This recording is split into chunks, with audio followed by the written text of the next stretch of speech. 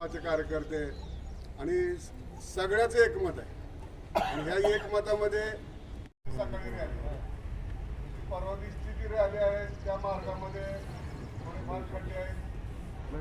वाहनं जात असताना मागच्या वर्षी तालीम झालं. जिल्हा लेवलमध्ये आज शांतता बैठक झालेली आहे. हे सगळं समाजाचे लोक शिवाजी जयंतीचा उत्सव निमित्ताने झालेले आहे.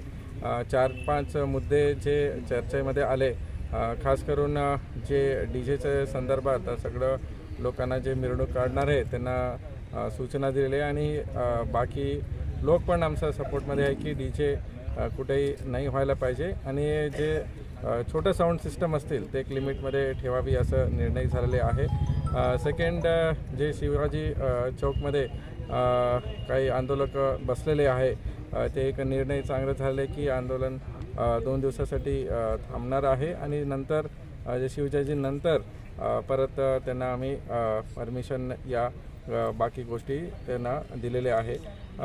तिसरं आहे की जे रस्ते असतील या अतिक्रमण झालेले आहे खास करून बसस्टँड टू शिवाजी चौकपर्यंत, तेही आम्ही डिपार्टमेंट ते नगरपालिका असतील या PWD त्यांना संपर्क करून त्यांचं जे काम आहे त्याचं कोऑर्डिनेशन पण झालेले आहे आणि ते काम पण आज संध्याकाळी सुरू होतील आणि शनिवारी रविवारी ते काम संपवतील असं झालेले आहे.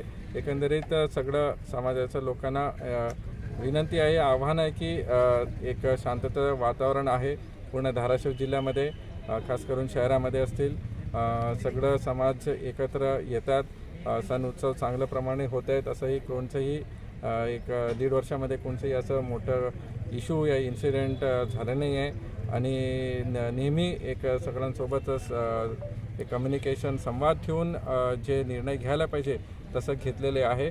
आणखी काही इश्यू असलं तर तुम्ही आम्हाला संपर्क करा. आमचं प्रत्येक पोलीस स्टेशन लेवलमध्ये आमच्या अधिकाऱ्यांना ब्रीफ केलं आहे, तिथंही काही मीटिंग्स होतील आणि एक शांतते वातावरणामध्ये जास्त एक संस्कृती आमचं पुढं यायला पाहिजे. सण उत्सवमध्ये जास्त महिला आणि मुलं यायला पाहिजे असं एक वातावरण आम्ही तयार करण्याचा प्रयत्न चालू आहे. शहरात आता जयंती महोत्सव साजरा होणार आहे, पोलीस बंदोबस्त कसा असणार आहे? पोलीस बंदोबस्त प्रत्येक पोलीस स्टेशन ठिकाणी, प्रत्येक तालुक्यामध्ये कळंब असतील, उमरगा असतील आणि भूम असतील, हे सगळ्या ठिकाणी आमचा बंदोबस्त असणार आहे आणि 12 वाजतापर्यंत आमचं पूर्ण बंदोबस्त असतील आणि बाहेरचं काही होमगार्ड्स आम्हाला भेटलेले आहे.